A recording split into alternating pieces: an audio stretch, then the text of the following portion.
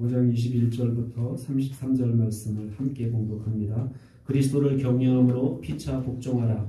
아내들이여 자기 남편에게 복종하기를 주께 하듯하라. 이는 남편이 아내의 머리됨이 그리스도께서 교회의 머리됨과 같으니 그가 바로 몸의 구주시니라. 그러므로 교회가 그리스도에게 하듯 아내들도 범사에 자기 남편에게 복종할지니라. 남편들아 아내 사랑하기를 그리스도께서 교회를 사랑하시고 그 교회를 위하여 자기 자신이 주심같이 하라. 이는 곧 물로 씻어 말씀으로 깨끗하게 하시고 거룩하게 하시고 자기 앞에 영광스러운 교회로 세우사 티나 주름 잡힌 것이나 이런 것들이 없이 거룩하고 흠이 없게 하려 하심이라. 이와 같이 남편들도 자기 아내 사랑하기를 자기 자신과 같이 할지니 자기 아내를 사랑하는 자는 자기를 사랑하는 것이라. 누구든지 언제나 자기 육체를 미워하지 않고 오직 양육하여 보호하기를 그리스도께서 교회에게 함과 같이 하나니 우리는 그 몸의 지체니라. 그러므로 사람이 부모를 떠나 그의 아내와 합하여 그 둘이 한 육체가 될지니 이 비밀이 크도다. 나는 그리스도와 교회에 대하여 말하노라. 그러나 너희도 각각 자기 아내 사랑하기를 자신같이 하고 아내도 자기 남편을 존경하라. 아멘. 이 시간 찬양대에 찬양을 하나님께 올려드립니다.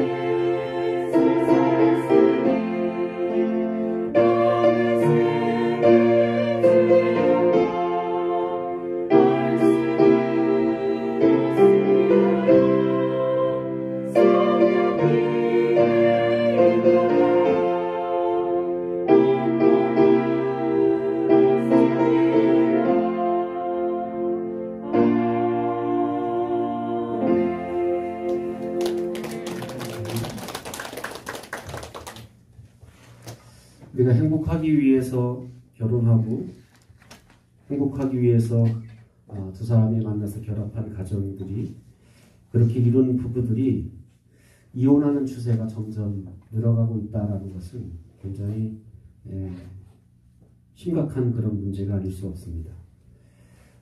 과거 30년에 비하면 이혼율이 얼마나 늘었냐면 우리가 약 6배, 6배 정도 늘었다고 합니다. 30년 전, 불과 30년 전입니다. 제가 결혼한 지 30년 됐으니까 제가 결혼하기 때만 해도 뭐 이혼하는 거 이게 참 보기 드문 일이었어요. 그런데 이제 지금은 그때보다 6배가 늘었다 그러니까 이게 굉장히 지금 심각하게 많이 가정이 해체되고 있다는 뭐 다 큰 성인들이 뭐 서로 성격 안 맞고 뭐가 안 맞고 헤어진다고 좋다는 얘기예요. 그런데 그 자식들이 사실은 그것도 10년 이내에 이혼하는 일이 굉장히 높고 요즘엔 또 심각한 게 또 황혼 이혼이 있다는 거예요. 30년 이상 산 사람들이 이제 철들만 하고 다 알만한데 이제 다 철든 어른들이 또 이제 헤어지는 여지껏 참아지는데 이제 못 참겠다 뭐 이래갖고 헤어지는 그런 황혼 이혼율도 지금 2배로 늘었다. 그러니까 굉장히 심각한 어떻게 보면 가정이 이렇게 무너지기 시작하는 것이 아주 급속화되고 있다라는 것을 우리가 이렇게 피부로 느낄 수 있다라는 겁니다. 이런 점에서 볼 때 교회의 역할 중에 앞으로 정말 중요한 역할이 가정을 잘 돌보는 역할, 또 더더군다나 결혼하는 그런 부부들이 남자 여자들이 정말 성경적인 가치관에 의해서 정욕적으로 결혼하지 않고 세상 어떤 물정으로 결혼하지 않고 세상 가치관으로 하지 않고 성경적인 가치관을 가지고 결혼하는 것, 이것을 교육하고 훈련하는 것이 교회가 정말 해야 될 중요한 역할이다라는 생각이 듭니다. 또 이미 결혼한 가정들의 관계적인 측면, 남편의 역할, 아내의 역할, 이런 관계적인 또 부모와 자녀와의 관계, 이런 가정에서 일어나는 그런 관계 문제를 잘 이렇게 케어해주고 또 훈련시키는 것, 그런 부분도 교회가 해야 될 중요한 일들 중에 하나라는 생각이 듭니다. 특별히 바울은 앞에서 새로운 사회에 대한 이야기를 합니다. 옛날 율법이 지배하던 그런 사회하고 이제는 복음이 지배하는, 복음이 통치하는 새로운 사회, 그 새로운 사회는 바로 새로운 교회를 의미하고 그 새로운 교회에 필요한 옛날 옛사회에 필요한 규칙은 율법이었다면 새로운 복음이 다스리는 새로운 교회의 기준은 바로 달라야 된다라는 것을 이야기하면서 특별히 바울이 앞에서 계속 강조하는 건 뭐냐면 교회가, 몸인 교회가 어떻게 되어야 된다? 죽었다 깨나도 하나 되어야 된다라는 것을 굉장히 강조하고 또 강조했습니다. 그리고 난 다음에 거룩하고 성결해야 된다. 세상과는 달라야 된다. 세상과는 달라도 한참 달라야 돼서 세상 사람과는 다르게 구별되어야 된다. 거룩해져야 된다. 성결해져야 된다. 그러기 위해서 그냥 거룩하게 삽시다. 이걸로 끝난 게 아니라 그러면 어떻게 사는 것이 거룩한 삶인지, 어떻게 사는 것이 성결한 삶인지를 우리에게 구체적으로 앞에서 설명해 주었습니다. 오늘 본문에서도 이어서 이제 새로운 교회인 이 교회가 새로운 하나님의 백성이 된 우리들이 어떤 이제는 그 관계를 맺는 관계 가운데 새로운 관계 가운데 우리가 어떻게 살아야 되는지를 이야기합니다.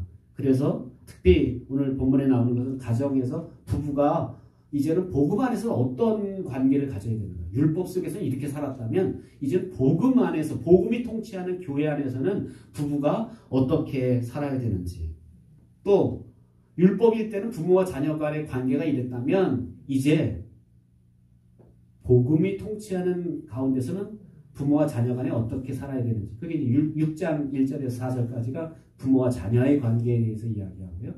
또 그 6장 5절에서부터 10절까지인가요? 거기 얘기는 이제 우리가 사회생활 하는데 새로운 크리스찬으로서 이 직장 생활에서 상사를 만나게 되고 내가 고용인으로 만나게 될 수 있는데 그럴 때 우리는 상사는 어떻게 해야 되고 고용인은 어떤 자세를 가지는 것이 합당한가, 그것을 설명해 주고 있습니다. 우리가 본문을 읽으면서 잊지 말아야 될 것은 이건 어느 시대에 기록된 서신서입니까? 에베소서는 로마 제국 시대에 기록된 서신서예요. 그러면 로마 제국 시대 상황, 시대적인 상황은 어떤 상황이었습니까?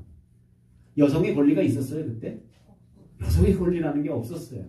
여성은 그저 어떻게 보면 남편을 위한 존재에 있고 남편의 필요를 채워주는, 좀 심하게 말하면 거의 노예 같은, 남자의 필요를 채워주는 거의 노예와 같은 소유물로, 그러니까 남편의 소유물 정도로 그렇게 생각하고 있던 그런 시대였다라는 겁니다. 한 남자가 한 여자를 자기 마음대로 어떻게 보면 이렇게 버릴 수도 있고 취할 수도 있고 이런 여성의 권리가 없었던 그런 시대에 바울이 이런 편지를 썼을 때 이건 정말 여러분 생각해 볼 때 여기 뒤에 보면 남편이 어떻게 하라고 그래요? 아내를 사랑해야 된다. 그것도 어떻게 사랑해야 된다? 그리스도가 교회를 사랑한 것처럼 남편들이 여성을 위해서 그렇게 해야 된다라는 이런 말을 했을 때 여성들에게 이게 복음이에요. 기쁜 소식이에요. 그러니까 처음에 교회 여성들이 많이 나왔고 이 복음에 대해서 박수치고 환영했더니 예수 믿는 사람이 많았던 이유는 뭐냐면 너무나 물려 있었기 때문에. 그런데 교회에 나오니까 세상과는 다른 기준, 세상과는 다른 규칙을 이야기하고 있다는 거예요. 그러면서 어떻게 보면 이 로마 시대 또 어떻게 보면 우리나라도 뭐 200년 전만 해도 그렇게 꽉 막혔던 시대에 어떻게 보면 엄청난 그런 핵폭탄과 같은 그런 메시지가 전파되었기 때문에 그 당시는 깜짝 충격. 뭐 오늘날 우리는 뭐 그만하지. 자기네 남편이 사랑해야지. 데려왔으면 사랑해야지. 선택했으면 사랑해야지. 이건 당연할지 모르지만 옛날 2000년 전에 이런 메시지는 정말 충격이 아닐 수 없었다라는 겁니다. 그럼에도 불구하고 지금 21세기를 사는 지금도 제가 즐겨보는 TV 것 중에 걸어서 세계 속으로 세상은 지금 이런 글로벌한 그 세상의 상황을 보면요. 세계는 지금 그 특화원 보도 보면요.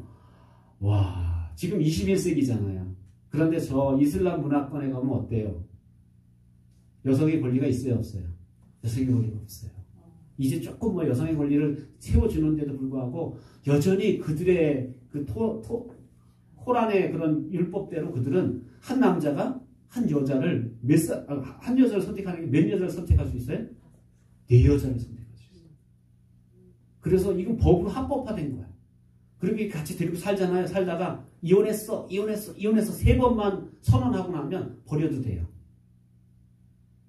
그리고 또 다른 여자 데려와서 그냥 자기 마음에 드는 여자 너 나하고 결혼해 하고 딱 하면 그냥 찍으면 데리고 가서 살 수 있는.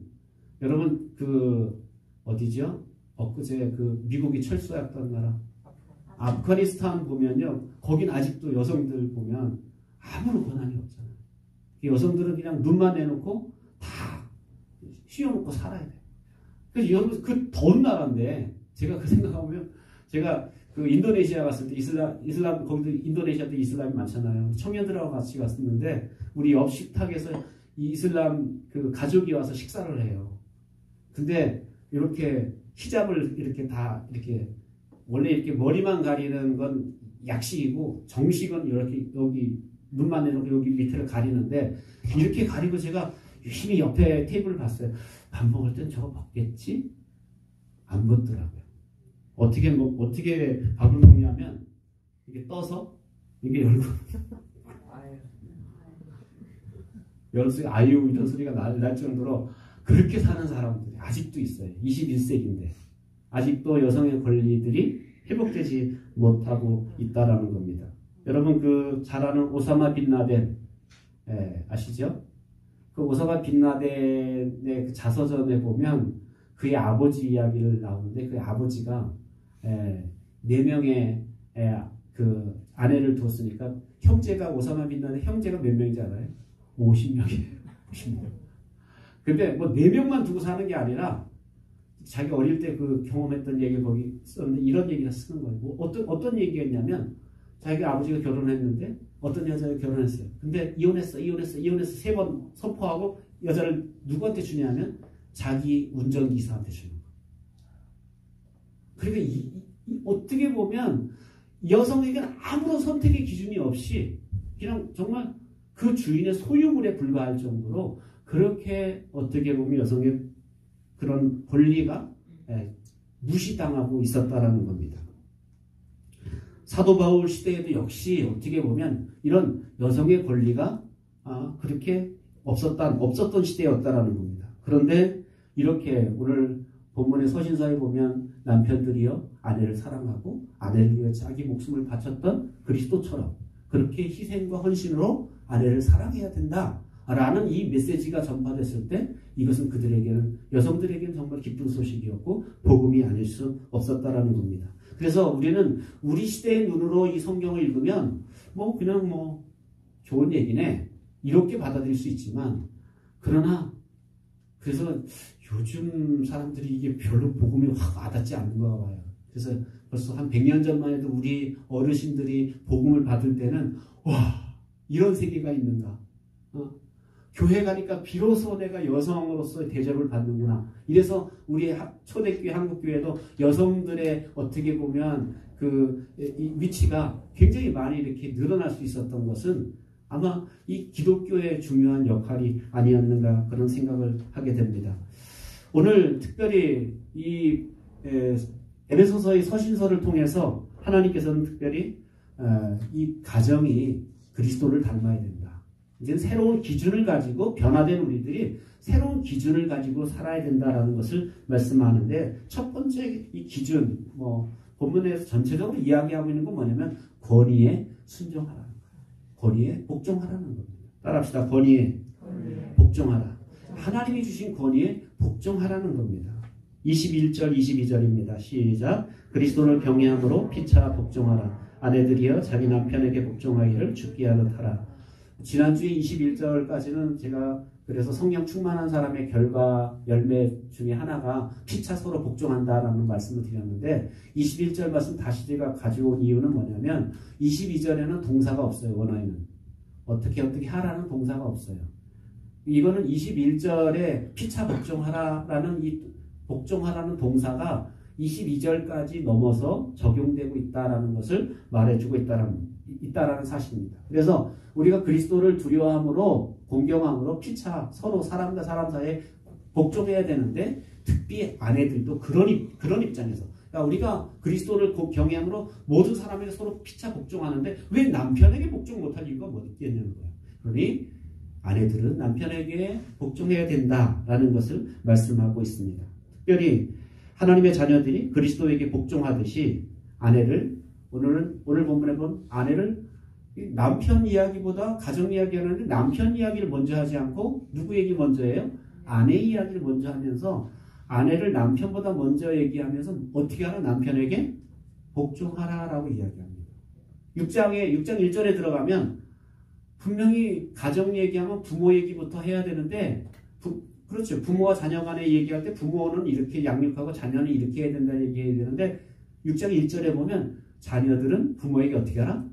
순종하라 라고 이렇게 이야기하고 있다. 또 5절부터 이어지는 상전과 고용인 사이의 관계에 대해서도 상전 얘기를 먼저 해야 되잖아요. 근데 고용인 얘기를 상전보다 먼저 앞세우면서 고용인들은 상전에게 복종하라 라고 이렇게 말하고 있다는 겁니다. 사실은 현대인들에게 복종이라는 말이라든지 순종이라는 말이라든지 이 말은 어떻게 보면 다 구시대적인 말처럼 여길 수 있어요. 또 복종? 이건 오늘이 어떤 시대인데.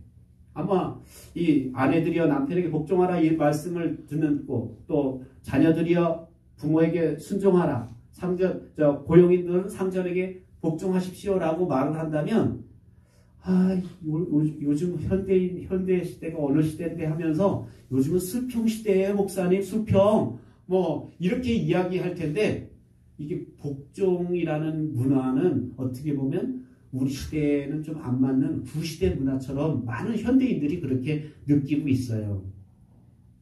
어떻게 보면 현대인들의 자유로운 태도에 비하면 모순된 것처럼 보일 수도 있습니다. 왜냐하면 현대는 해방의 시대고 자유의 시대고 어떻게 보면 이렇게 수평으로 소통하는 시대였다라는 겁니다. 그래서 뭔가 이렇게 복종을 강요하고 순종을 강요하면 이건 현대인이 분노를 해요. 이상한 고용주야? 그러면서 막 이렇게 분노하고 이렇게 요즘은 가정도 그렇지 않겠어요? 가정도 우리는 이제 시작됐지만 저 미국 같은 나라는 옆에서 부모가 자녀를 학대하는 걸 보면 바로 신고해버려요. 그리고 이게 정말 어떻게 보면 이게 권위가 있는 사람들이 권위 아래에 있는 사람들을 뭔가 이렇게 강요하는 것을 못 견뎌하고 힘들어하는 그런 문화 속에 우리는 살아가고 있다는 겁니다. 더더군다나 약자인, 사회적인 약자라고 여기 여성이라든지 어린아이든지 근로자라든지 이런 부분을 뭔가 이렇게 강력하게 하면 굉장히 심하게 분노를 느끼는 그런 우리 이런 시대의 문화 속에 우리가 살아가고 있다는 겁니다. 이런 자유운동에 대해서 교회는 과연 어떻게 반응해야 될까? 종종 교회는 이런 소리에 침묵해 왔습니다. 왜냐하면 교회가 인간을 억압하는 일에 부끄럽게도 일조를 해왔기 때문에 교회는 이런 얘기에 대해서 아무 소리 하지 않고 가만히 있었습니다. 그렇다면 우리가 한번 생각해 볼 필요가 있습니다. 불합리하게 이렇게 여성이라는 이유로 억압당하고 착취당하던 여성들, 또 그냥 물건의 하나처럼 그냥 갖다 버리는 게 당연했던 어린이와 같은 이런 신분, 이들의 여성이나 어린이의 신분이 이렇게 향상된 것이 누구의 덕분이라고 생각하세요? 이 세상에서. 아직도 은혜를 잘 모르시는 말이구나. 누구의 은혜 때문에 우리 이렇게 그 여권이 신장되고 어린이의 이 권리가 신장됐다고 생각하세요? 나라라고 생각하십니까? 법이라고 생각하십니까? 사실 그 이전에 예수 그리스도께서 우리의 이 여성의 권위나 약자의 어떤 어린이의 신분을 또 동등한 신분으로 똑같은 하나님의 형상의 신분으로 대우해 주셨다는 겁니다. 어떻게 보면 그렇다면 교회는 예수 그리스도의 정신을 따라야 된다는 거예요. 예수님이 이렇게 그 당시 핍박받고 억압받던 여성들이나 어린아이의 지위를 위하여 동등에 대해 주셨던 그 예수님의 본을 따르면 우리가 이 시대 교회가 어떻게 살아야 되는지를 잘 말해주고 있습니다. 예수님은 특별히 여성과 어린이를 멸시받던 시대에 그들을 정중하게 예의를 다하여 그들을 대우해 주시고 대하셨던 모습을 우리는 보게 됩니다. 사실은 옛날에는 아이가 원하지 않는 아이가 태어나면 쓰레기처럼 갖다 버렸어요. 그랬던 시대에 예수님은 어떻게 하셨어요? 아이들이 나에게 오는 것을 금하지 말라 하면서 아이들을 안고 그 아이들을 축복하셨던 그런 모습을 보게 됩니다. 우리도 불과 얼마 안 돼서 얼마 전만 과거로 돌아가면 어린이에 대해서는 취급을 하지 않았어요. 애들이 뭐라라, 애들 저리 가 하고 사실은 아이들에 대해서 우리가 함부로 했던 것은 사실 우리도 불과 4, 50년 전만 해도 우리 문화 속에는 어떻게 보면 당연한 문화였다라는 겁니다. 그런데 예수님께서 이런 어린이들의 모습이라든지 또 여성의 모습이라든지 이런 모습을 또 동등하게 하나님의 형상으로 또 하나님이 만드신 사람으로 구원받은 하나님의 한 영혼으로 그렇게 대우해 주셨다라는 사실입니다. 우리가 예수님과 사도들의 가르침을 종합해 보면 그래서 신약의 말씀을 이렇게 종합해 보면 한 3가지 정도로 이런 요약해 볼 수 있습니다. 첫째는 특별히 여자나 아이나 종이나 다 존중해야 된다. 그들이 다 하나님의 형상대로 지음받은 존중받아야 될 대상이다. 라는 것을 성경은 전체적으로 이야기하고 있다는 거예요. 이거 복음서도 그렇고 서신서도 마찬가지로 아이라고 해서 무시할 수 있는 대상, 여성이라고 해서 무시할 수 있는 것이 아니다. 종이라고 해서 고용인이라고 해서 함부로 해야 할 대상이 아니다. 다 존중받아야 되는 존엄성을 가진 사람들이다라는 것을 성경은 우리에게 말씀하고 있습니다. 또 한 가지는 인종이나 신분이나 계층이나 문화나 성별이나 나이와 상관없이 다 하나님의 형상대로 지음받았기 때문에 사람은 다 평등하게 대우해줘야 된다라는 것을 이야기합니다. 다 누구나 인종에 따라서 사람 참 똑똑한데 얼굴 색깔이 검었기 때문에 무시하거나 아니면 참 똑똑한 아이인데 아이기 때문에 무시하거나 이러지 말아야 된다라는 거야. 다 하나님의 형상으로 지음받은 어떻게 보면 평등한 존재임을 성경은 우리에게 말씀하고 있습니다. 세 번째로는 모든 신자가 하나님의 구성원이 될 수 있다는 거예요. 어린이라고 해서 여성이라고 해서 하나님의 구약에서는 그랬잖아요. 여성을 아예 숫자에도 빼놨잖아요. 그 얘기 뭐냐면 공동체의 이론으로 여기질 않는 거예요. 그런데 교회는 그런 기준을 가지면 안 된다는 거예요. 교회는 어떻게 된다는 거예요. 여성이나 아이나 동등하게 종이나 누구나 다 교회의 구성원으로서 다 한 몸을 이룰 수 있다라는 것을 말씀하고 있다는 겁니다. 그러면 이렇게 어떻게 보면 예수님이나 복음서에 주장하는 건 여성이나 아이나 또 종이나 다 평등한 존재인데 왜 여성에게 복종을 이야기하고 있고 또 아이들에게는 순종을 이야기하고 있고 또 종에게는 상전에게 복종하라고 이렇게 말하고 있는가? 왜 여성들은 그럼에도 불구하고 동등한 존재임에도 불구하고 남편에게 복종해야 될까요? 한혜영 집사님, 왜 남편에게 복종해야 될까요? 이유가 뭐예요? 다 동등한 존재인데. 응? 왜 그럴까요? 복종 잘 안 하세요? 왜 남편에게 복종해야 될까요? 사모님 한번 얘기해보세요. 왜 남편에게 복종해야 될까요? 하나님께서 권위를 부여. 사모님 좀 낫네. 네, 하나님 권위를 부여해 주셨기 때문에. 왜냐하면 하나님이 질서의 하나님이시잖아요. 그래서 어수선한 걸 하나님이 싫어하세요. 질서의 하나님이신데 그 질서를 잡기 위해서 하나님 주신 게 뭐예요? 권위다. 권위. 하나님이 부여해 주신 권위가 있다. 그게 가정에서는 남편을 아내의 머리로 이렇게 권위를 부여해 주셨다. 왜? 다른 이유가 아니야. 남편이 더 똑똑하기 때문에, 더 잘났기 때문에, 아니면 더 여성하고 다르게 생겼기 때문에 아니에요. 이유는 단 한 가지. 하나님이 질서 있게 하기 위해서 남편에게 권위를 주셨다라는 사실입니다. 그래서 복종이란 무엇인가? 하나님이 세우신 그 질서에 어떻게 하는 거예요? 겸손히 그걸 인정하는 거. 하나님 세우셨지? 인정하는 거. 그러니까 남편에게 복종하면 괜히 내가 못난 것처럼 막 이렇게 그런 생각할 필요 없어요. 남편이 복종하는 이유가 뭐예요? 하나님이 세우신 권위를 나는 겸손히 인정하는 것이다. 하나님이 인정하십니다. 아멘 하고 싶지 않으시죠? 근데 말씀의 뜻에 우리는 아멘 하셔야 돼요. 네. 어떨 땐 남편이지만 정말 이렇게 찌소리가 나올 수도 있어요. 그런데 그럼에도 불구하고 남편을 하나님이 주신 권위로 인정할 필요가 있다는 겁니다. 네, 조금 약해지십니다. 역시. 네. 그래서 근데 만약 이런 경우가 있어요. 그럼 남편에게 복종하라 했더니 어떤 분이 교회 가지 마 그랬더니 아멘. 하나님이 주신 권위를 오용할 때 그러면 어떡할까? 남편인데 충분히 존중해줘야 되고 권위 인정해줘야 되고 남편이 하나님 주신 권위를 오용하네? 잘못 사용하네? 어떻게 될까요? 하나님 금하신 것을 명령해. 어떻게 될까요?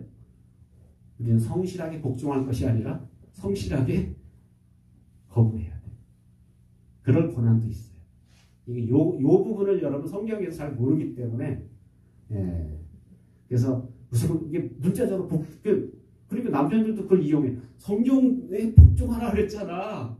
어디서 덤벼 이렇게 말하는데 그런데 하나님이 주신 권위를 오용하면 그건 순종할 수가 없는 거예요. 제가 부대에서 있었던 얘기 했는지 모르겠는데 제가 수성부 행정요원이었어요. 그런데 보급부대 수성부 행정요원이었었는데 이 수성부는 차가 들어올 때마다 뭘 하는지 아세요? 뭐 할까요? 이게 돼지 얼굴을 갖다 거기다 이렇게 놓고 그게 절을 시켜요. 중대원이 한 160명 됐는데 중대원 전체를 그냥 절을 시켜요. 차를 딱 갖다 세워놓고 그 앞에다 돼지머리 갖다 놓고 그 절을 시켜요. 제가 일병 때 처음으로 제가 부대 들어가 처음으로 있는 행사였어요. 일병 때.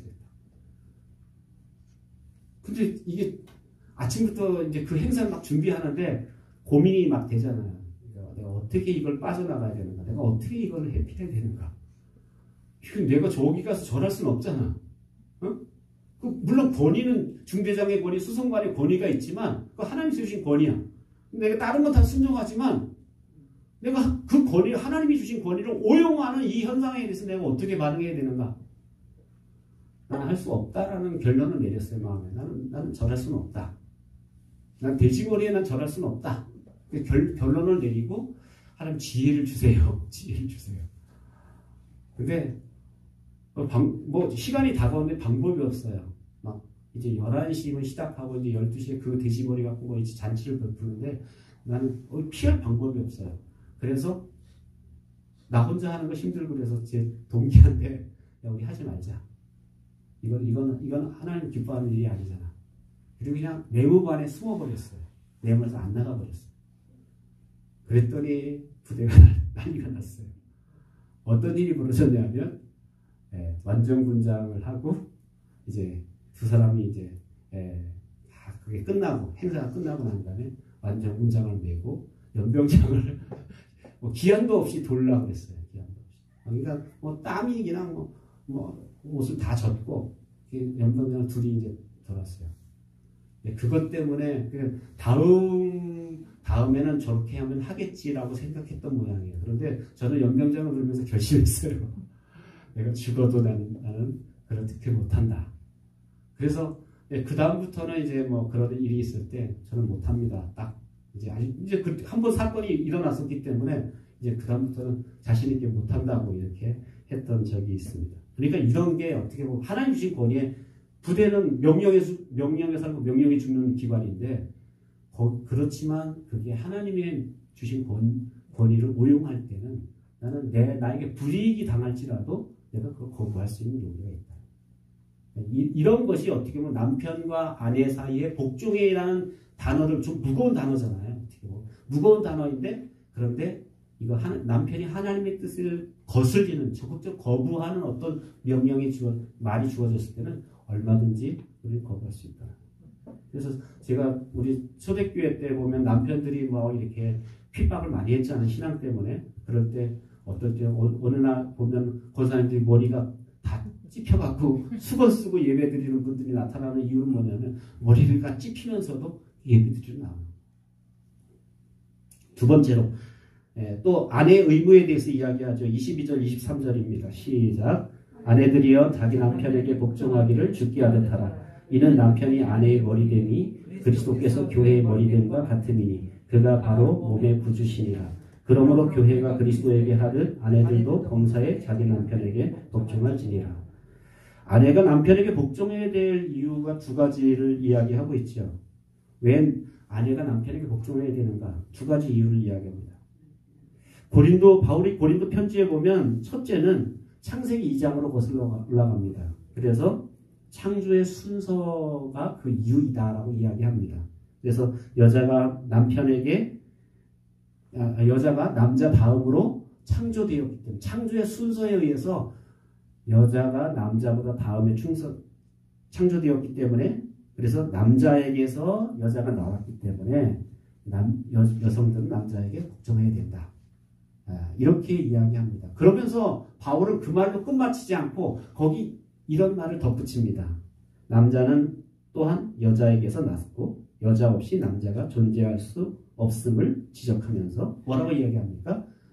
남자나 여자가 서로 남자 없이 여자가 있을 수 없고 여자 없이 남자가 있을 수 없다. 이 얘기 뭐예요? 서로 상호 의존된 존재임을 이야기하고 평등한 존재임을 이야기합니다. 그러니까 앞에서는 창조의 순서 때문에 남자가 먼저라서 복종하지만 그러나 사실은 어떻다는 거예요? 서로 평등한 존재, 서로 의존해야 될 존재이다라는 것을 말씀하고 있습니다. 두 번째 이유는 뭐라고 이야기합니까? 그리스도의 구속에서 그 이유를 찾습니다. 남편이 아내의 머리됨이 그리스도께서 교회의 머리됨과 같다. 그러니까 그리스도가 교회를 구속했던 것과 같은 그런 의미에서 남편이 아내의 머리됨이다라는 것을 말하고 있다라는 겁니다. 그러니까 신부인 교회가 그리스도에게 복종하듯이 아내가 머리인 남편에게 복종하는 것이 마땅하다라는 것을 말씀하고 있습니다. 그러니까 남편이 아내의 머리됨은 그리스도가 교회의 머리됨과 어떻게 했다는 거예요? 닮은 꼴이다라는 거예요. 서로 닮은 꼴이다라는 거예요.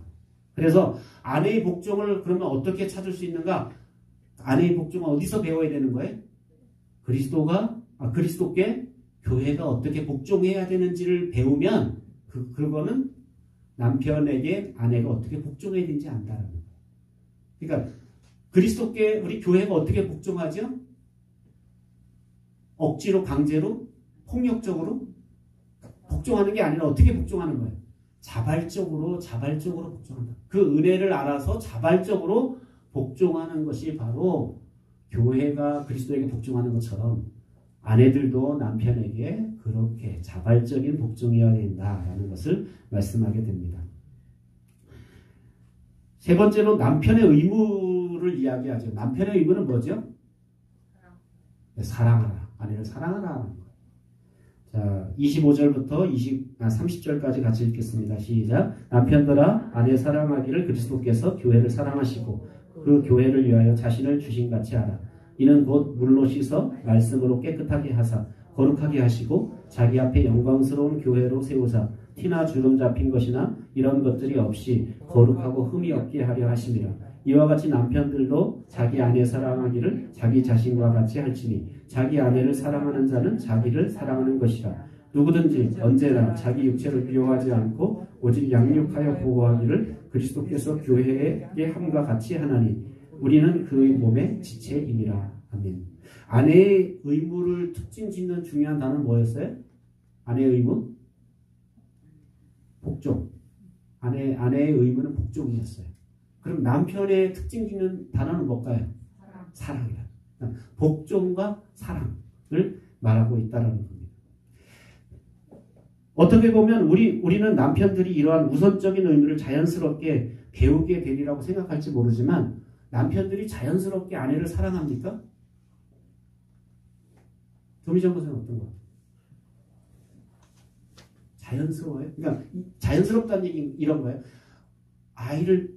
엄마가 아이를 이렇게 자연스럽게 이렇게 사랑하게 되잖아요. 근데 남편이 아내를 사랑하는 게 자연스럽게 오는 것 같아요? 아니면 굉장히 노력하는 것 같아요? 말 잘하셔야 될 것 같은데. 네, 말 안 해도 돼요. 네, 고민스러우면. 그러니까 어떻게 보면 이게 자연스러워야 되는데 자연스럽지. 그러니까 엄마가 자식을 사랑하는 거 굉장히 자연스러워요. 그렇게 못된 짓 하고 그렇게 뭐 속을 새기는데도 또 보면 또 사랑해. 그게 이게 어떻게 보면 사랑하기 위해서 태어난 존재 같아.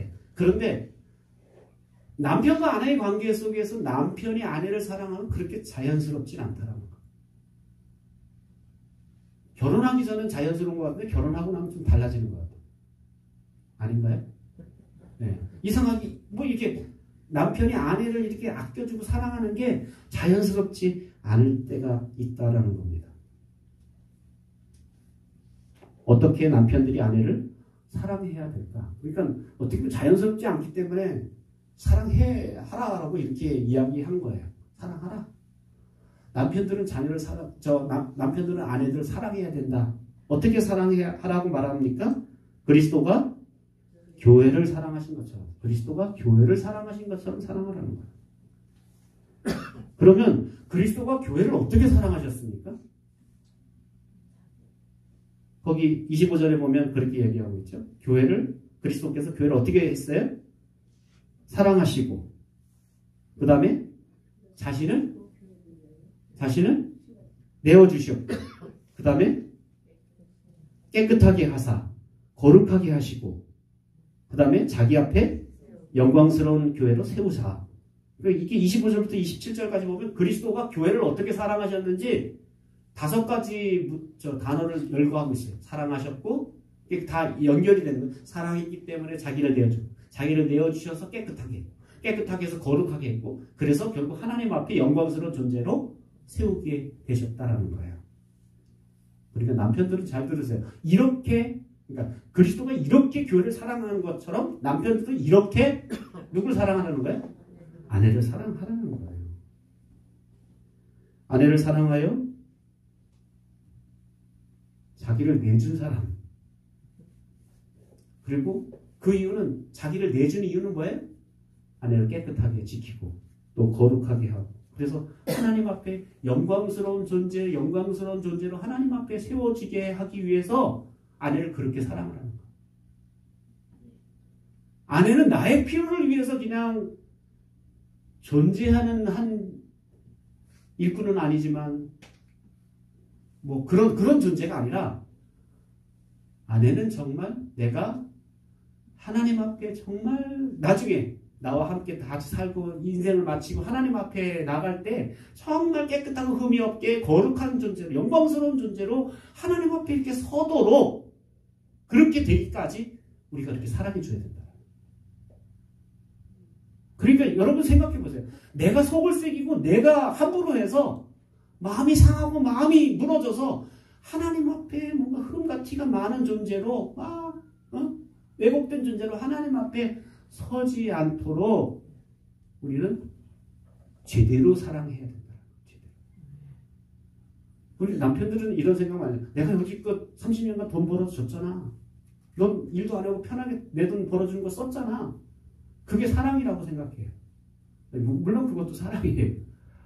근데 그게 다는 아니라는 거예요. 자기를 내어준 것뿐만 아니라 깨끗하게 하고 거룩하게 하고 성결시켜서 하나님 앞에 이렇게 세워지도록 하기 위해서 그러니까 남편들은 정말 정신 바짝 차리고 아내가 혹시라도 내가 나 때문에 마음 상해서 하나님 앞에 이렇게 흠이 되지 않도록 잘 이렇게 사랑해 줘야 된다.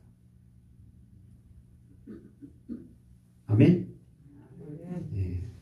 아내들만 아멘 하는 것 같아요. 네.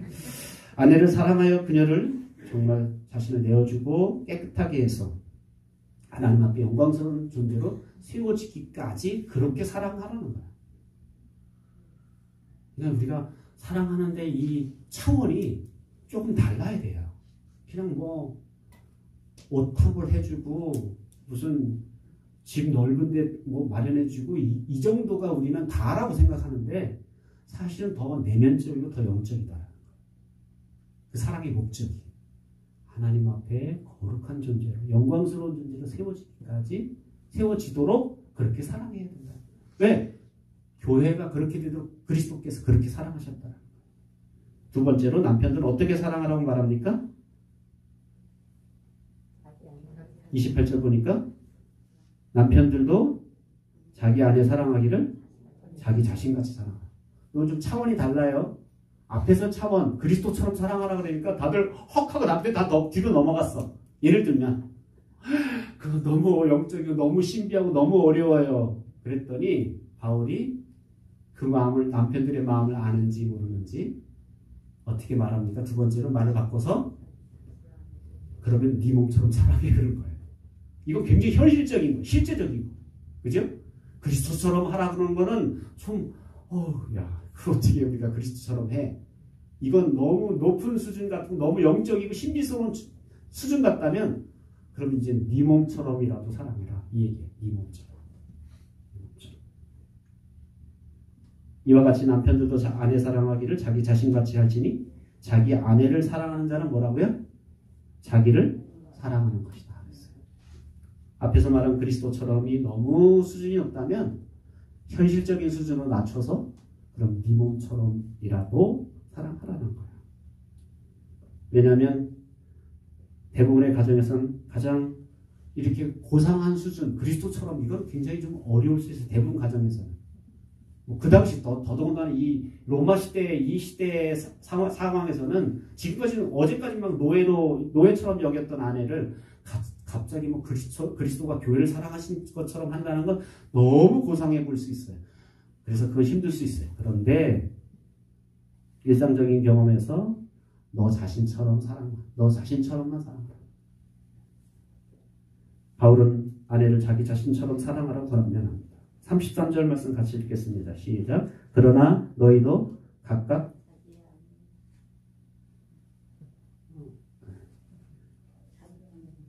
이게 33절이 아니죠. 28절이군요. 28절.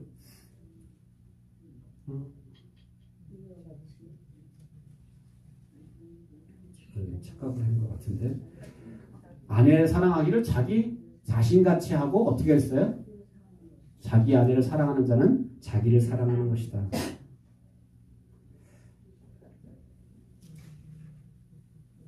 성경 구절을 잘못 써놨어요.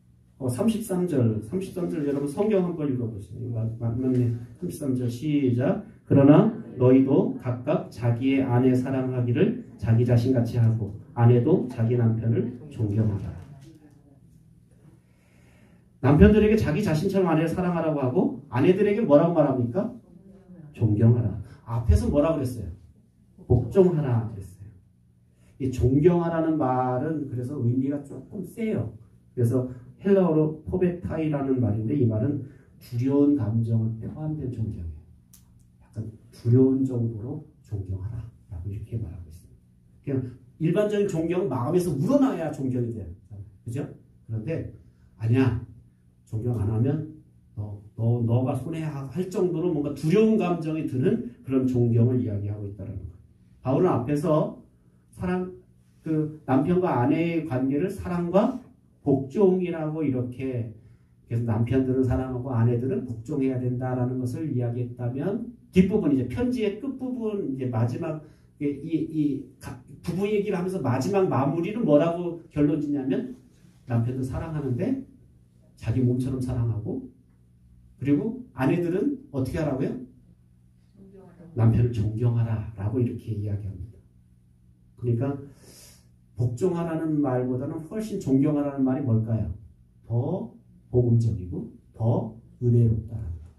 그러니까 바울이 복종이라는 말을 앞에 쓰면서 이제 맨 앞에 부부 얘기를 하면서 맨 앞에 아내들이여 남편이 복종하라 이 말이 자기가 쓰면서도 약간 좀 마음에 짐이 됐던 것 같아요. 그러니까 마지막 이 이야기의 마무리를 어떻게 짓냐면 아내들은 남편을 한 몸으로 여기고 어떻게 하라? 존경하라 라고 이렇게 더 은혜롭게 마무리를 짓고 있다는 겁니다. 사랑하는 성도 여러분, 남편들은 아내가 하나님이 의도하신 존재가 될 수 있도록 그래서 하나님이 아내들로 하나님의 형상을 닮게 해서 이 땅에 태어나게 했고 결국 이 땅을 마치고 하나님 앞에 설 때 이런 존재로 하나님 앞에 돌아오기를 하나님 의도한 목적이 있어요. 우리는 그 하나님이 의도하신 계획과 목적이 성취되도록 내 아내를 향한 하나님의 의도하신 목적이 성취되도록 남편들은 어떻게 해야 되는 거예요? 희생하고 섬겨서 사랑하라는 거예요. 두 번째로 아내들은 어떻게 하라는 거예요? 아내들에게 요구하는 것은 남편이 창조의 순서로 보나 또 그리스도의 구속의 역사로 보나 남편이 하나님의 질서를 위해 세우신 하나님이 주신 권위니 어떻게 하라? 복종해라. 그런데 억지로 그렇게 복종하고 무섭게 복종하는 것보다는 더 복음적이고 더 은혜로운 건 뭐라는 거예요? 마음에서 불어나는 좀 존경이 있었으면 좋겠다. 그래서 제가 이렇게 보면 남편들이 언제 이렇게 기가 좀 사냐면 아내가 존경할 때 아내가 남편을 존경할 때 저는 그걸 몰랐어요. 30대 때 우리 집사람이 저한테 자꾸 당신이 존경스럽대. 근데 난 그 얘기가 그때 별로 크게 못 느꼈어요. 그러더니 40대 중반에 한번 이렇게 쓴맛을 보고 나더니 존경이 안 된대. 네. 그래서 요즘 제가 50이 넘어가면서 요즘 이제 가끔 또 요즘 조금 존경이 되나 이렇게 물어보면 이제 조금 회복되는 것 같은 생각이 들어요. 그러니까 남편들이 잘해야 되는 거야. 그러니까 존경받을 짓을 해야 되는 거 중요하죠. 그런데 존경하는 건 누구를 위해 존경해야 되냐면 아내들 자신을 위해서라고 남편을 존중해 주라. 존중해 주라. 존경하라. 라고 이렇게 말씀하고 있습니다. 그래서 오늘 여러분의 가정이 이렇게 남편은 아내를 하나님의 의도하신 계획이 성취되기까지 돕는 희생하는 사랑하는 존재로 남편이 서시고 또 그러면 그리스도처럼 사는 거예요. 남편이. 그리고 아내는 교회처럼 신부된 교회처럼 그렇게 그리스도를 존중하는 것처럼 남편을 그렇게 존중하고 존경하면서 살면 그 가정이 바로 누구를 닮은 가정이야? 그리스도를 닮은 가정, 예수님을 닮은 가정이 된다는 거예요. 인생 길지 않습니다. 네? 여기서 앞으로 50번 김장 못하고 가실 분이 많아요. 그러니까 인생 그렇게 길지 않아. 제가 보면 인생이 그렇게 벌써 훅 지나갔어요. 뭐만 100살까지 산다 그래도 인생이 그렇게 긴 인생이 아니에요. 근데 짧은 인생을 살면서 하나님이 맺어준 짝, 하나님이 붙여준 짝을 이거 아웅다웅하고 서로 줄다리기 하면서 이렇게 시간을 허비할 시간이 없다라는 거. 정말 남편을 사랑하고 아내는 잘 존중해서 그래서 그리스도를 닮아가는 하나님이 맡겨주신 이 가정의 터전을 정말 천국처럼 만들어가기 위해서 함께 노력하게 되기를 주의 이름으로 축원합니다. 기도하겠습니다. 좋으신 하나님 은혜를 감사합니다. 오늘도 주님이 우리를 그리스도를 닮은 가정으로 그렇게 우리를 만들어 가시기 위하여 우리에게 계획하시고 또 그렇게 하나님의 계획한 뜻 가운데 남편으로서 아내로서 또 부모로서 자녀로서 만나게 하신 이 가정이 정말 그리스도를 닮아가는 가정이 될 수 있도록 주님이 축복하여 주옵소서. 그래서 우리에게 맡겨주신 이 가정의 터전이 정말 우리가 그리스도를 닮아서 정말 하나님 나라를 이루어가는 천국 가정을 이룰 수 있도록 하나님 축복하여 주옵소서. 감사드리며 예수님의 이름으로 기도합니다. 아멘.